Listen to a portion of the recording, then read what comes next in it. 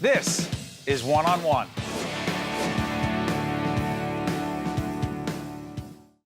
It is an honor to speak to these two very special people right here.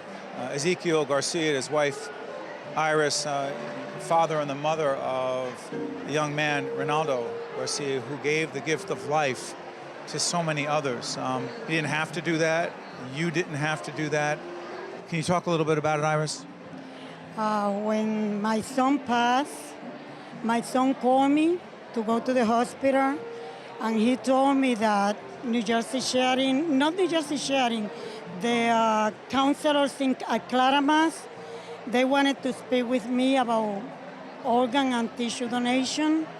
And they told me, Mommy, remember that Ray was always telling that he believed in organ donation. So it was easy for me in that matter because I didn't have to decide by myself. My son decided before going. So, Mr. Garcia, in many ways, your son, by the way, talk about your son. What kind of person was he? Well, he was a loving person. He was very active. He was involved in sports. He was involved in... Was he a phys ed teacher? Yes, he was. We have teachers also, so he wanted to be a teacher like his dad and his mother, and he did. And by the time when he's passing, he was working at Science Park High School in Newark. But he was also involved in sports. He was a baseball player. He participated in the Roberto Clemente Little League in Newark. And when It's a great Little League in Branchbrook Park. Yeah, yes. And he working. I was his coach when he was in T-ball. You're a baseball family. Yes, we are, because our three boys were also involved in baseball also. And when he passed, he was an instructor that we didn't know. He was teaching young people how to be good players. He loved play. He was very active, and he was involved in everything. So he makes that decision. You're there with him, with your family. What message would you want to send to everyone watching right now? I mean, we're at the 30th, this is the 30th anniversary of the New Jersey Sharing Network. This is their annual gala at the Liberty Science Center in beautiful downtown, not downtown, but in Jersey City.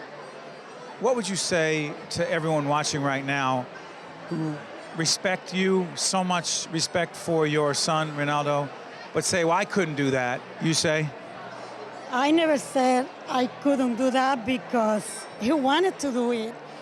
And I will tell the people to not think about it, just give that gift of life to anyone that needs it. Why?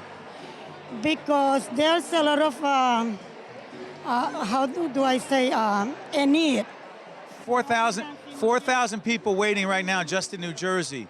Many more, hundreds of thousands in the country. Exactly, and we can save some of those lives. Your final message, Mr. Garcia?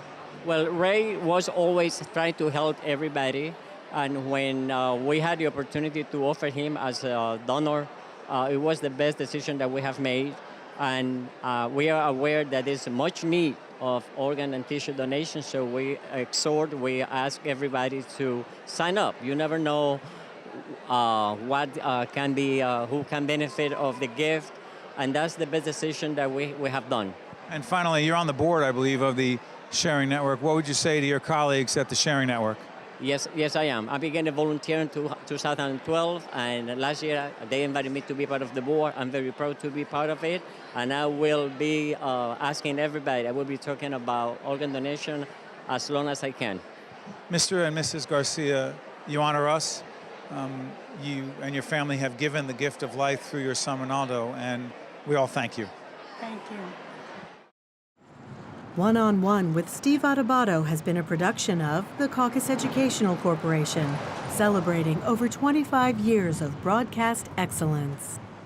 This special edition of One on One with Steve Adubato is brought to you from the Tisch WNET studios at Lincoln Center.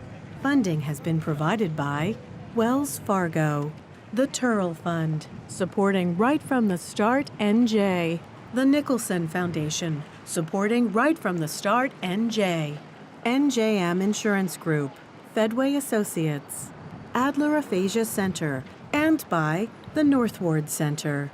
Transportation provided by Airbrook Limousine, serving the metropolitan New York, New Jersey area.